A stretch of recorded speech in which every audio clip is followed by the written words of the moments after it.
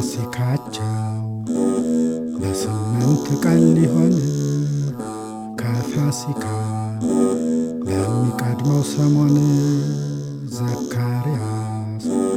የሚባል ነቢይ ካህን ደስ ይበልሽ ኢየሩሳሌም ጽዮን